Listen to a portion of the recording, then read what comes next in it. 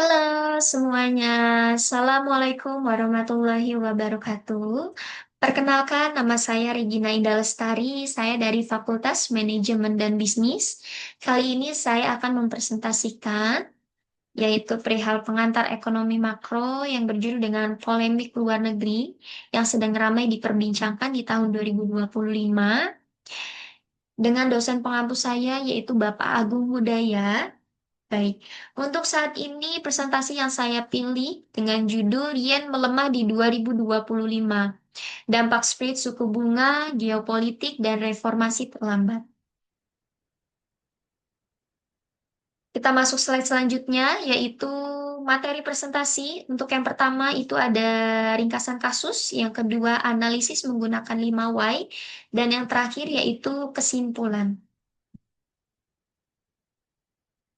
Untuk slide ini saya akan menjelaskan sedikit, yaitu yang tertekan 2025 akibatnya ketimpangan moneter, gejolak energi, dan proses transisi struktural Jepang. Indonesia fluktuasi nilai tukar rupiah baru-baru ini memang menarik, tetapi drama makro yang paling panas 2025 justru terjadi di Jepang, yaitu yen merosot lagi mendekati 150 yen atau US dollar meski inflasi domestik sudah di atas 3% dan Bank of Japan baru saja keluar dari rezim suku bunga negatif. Kombinasi lonjakan harga minyak akibat konflik Timur Tengah, kebijakan moneter Jepang yang tertinggal jauh dari EED atau ECB, dan struktur ekonomi yang masih bergantung pada impor energi menciptakan polemik besar, mulai dari protes biaya hidup sampai tekanan Washington agar Tokyo menguatkan mata uangnya. Untuk slide selanjutnya, yaitu kita masuk pada ringkasan kasus pada materi presentasi kali ini. Yang pertama, yaitu yen tertekan di kisaran 145 yen sampai 148 pada akhir Juni 2025 dan melemah kurang lebih 20% year of year, atau kita bisa singkat dengan YOY. Yang kedua, kenaikan harga minyak Brent kurang lebih 20% pada bulan Juni, yaitu dipicu eskalasi pada perang Israel dan Iran, menambah defisit perdagangan Jepang yang 90% energinya impor.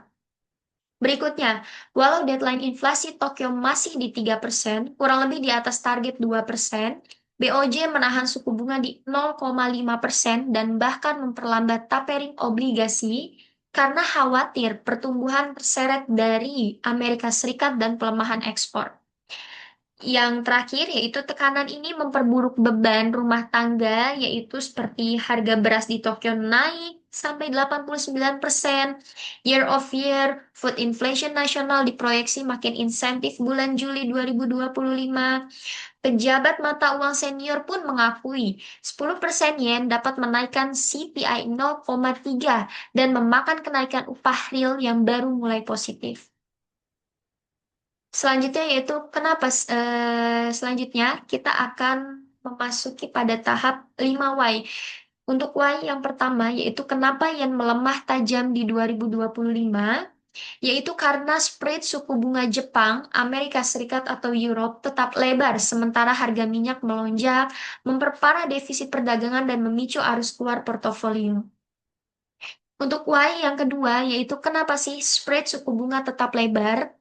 BOJ menahan suku bunga di 0,5% dan tapering obligasi secara ultra gradual demi menghindari resesi setelah PDB Q1 2025, kontraksi dan ekspor tertekan tarif Amerika Serikat.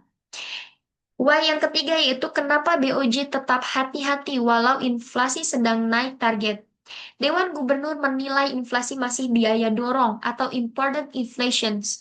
Dua upah belum kuat, hanya satu anggota yaitu Naoki Tamura yang mendesak kenaikan agresif. Yang selanjutnya itu kenapa upah real belum sejalan dengan harga? Alasannya itu struktur pasar tenaga kerja dual, banyak pekerja kontrak masih bergaji rendah, serta populasi menua membuat negosiasi upah lambat. Akibatnya depresiasi yen memakan kenaikan nominal. Dan yang terakhir yaitu kenapa sih reformasi struktural lamban atau lambat? Alasannya itu reformasi tenaga kerja dan produktivitas memerlukan konsensus politik luas, yaitu fokus kebijakan pasca COVID lebih ke stabilitas fiskal dan moneter jangka pendek ketimbang deregulasi besar. Dan akhirnya kita memasuki slide terakhir, yaitu slide kesimpulan presentasi kali ini.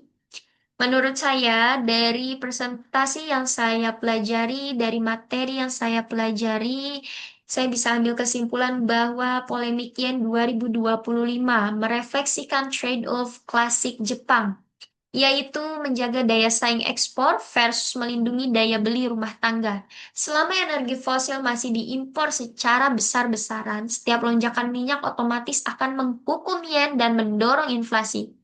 Jalan keluar jangka pendek hampir pasti akan campuran, seperti geobonik intervensi FX plus penundaan kenaikan suku bunga besar karena BOJ takut menekan ekonomi yang rapuh. Namun untuk jangka panjang, krisis ini menegaskan urgensi yang pertama, diversifikasi energi terbarukan dan restart PLTN. Yang kedua, reformasi pasar kerja agar upah bisa mengimbangi harga. Dan yang terakhir ketiga, yaitu koordinasi fiskal moneter lebih tegas. Seperti BBM plus subsidi energi yang tepat sasaran alih-alih beban kurs. Jika poin-poin ini tidak dijalankan, saya berasumsi yen akan tetap volatile weak, yaitu memaksa BOJ terombang-ambing antara intervensi dan kenaikan suku bunga parsial tanpa pernah benar-benar menormalkan kebijakan. Cukup sekian presentasi saya kali ini. Mohon maaf apabila ada pemilihan kata yang kurang menarik atau pengucapan kata saya yang kurang berkenan. Saya mohon maaf yang sebesar-besarnya. Baik, saya akhiri untuk presentasi kali ini. Semoga presentasi yang saya berikan bermanfaat dan menarik. Wassalamualaikum warahmatullahi wabarakatuh. Bye semua.